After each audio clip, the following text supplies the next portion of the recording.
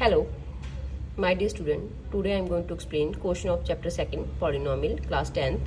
जैसे कि मैंने आपको लास्ट वीडियोस में भी पॉलिनोमियल के क्वेश्चन सॉल्व करे हैं, तो अब हम इसमें RS अग्रवाल का नेक्स्ट क्वेश्चन सॉल्व करने जा रहे हैं। अगर आपको मेरी वीडियो अच्छी लगी तो मेरी वीडियो को लाइक एंड मेरे चैनल को सब्सक्राइब जरूर कर देना। Thank you. तो अब हम करते हैं solve question. Find the value of k such that the polynomial x square minus k plus 6x plus 2 2k minus 1 has sum of zeros equals to half of their product। जैसे कि मैंने आपको last question में भी बताया था कि हमें हर एक क्वेश्चन में कोई ना कोई कंडीशन गिवन होगी। तो देखो हमारी यहाँ पे क्या कंडीशन गिवन है, sum of the zeros is equals to the half of their product. आपकी जो जीरोज का सम है वो क्या होएगा, उसके प्रोडक्ट के हाफ के इक्वल होएगा। तो हमारी यहाँ पे इक्वेशन क्या है, एक्स स्क्वायर माइनस के plus 6x plus 2k minus 1। तो आपको ये चीज़ तो पता है कि जो हमारी कंडीशन होती है वो जनरल इक्वेशन जो होती है bx प्लस c ये वाली होती है।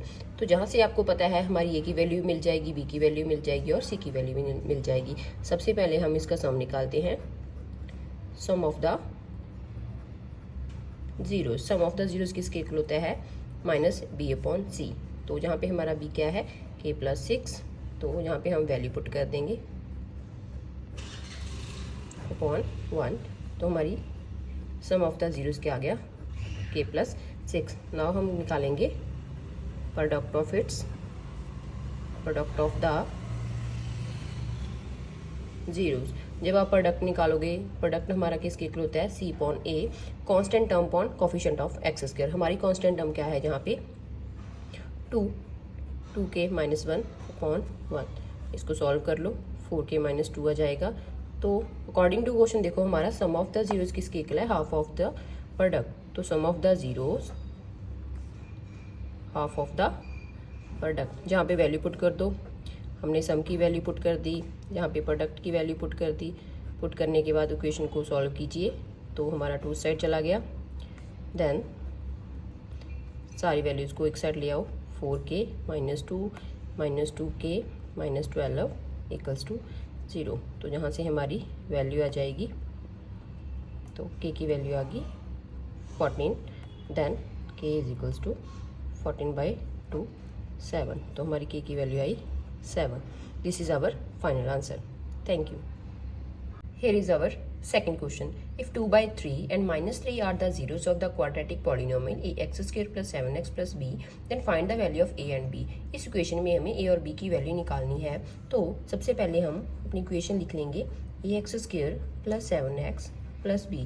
आपको क्वेश्चन में गिवन है कि आपकी जीरोस की वैल्यू है 2/3 एंड, तो आपको पता है कि क्वाड्रेटिक इक्वेशन की वैल्यूज दो जीरोज होती हैं। अल्फा की वैल्यू आ गई हमारी 2/3 और एक को आप बीटा की वैल्यू मान लो। सबसे पहले आप निकाल दो sum of the zeros. Sum of the zeros निकालोगे, इन दोनों का सम कर दो। जब आप इनका सम करोगे तो इसको सॉल्व कर लेना है एलसीएम लेके। जब आप इसका एलसीएम लोगे तो हमारी वैल्यू आ जाएगी -7/3। देन आप निकाल दो प्रोडक्ट ऑफ द जीरोज। इन्हीं जीरोज का प्रोडक्ट भी निकालना पड़ेगा। देन 2/3 और -3, तो हमारी वैल्यू आ गई -2। अब आपको क्या करना है कि आपको जहाँ से भी एक sum of the zeros and product of the zeros निकालना है। अगर आप जहाँ से सम ऑफ द जीरोस निकालोगे फ्रॉम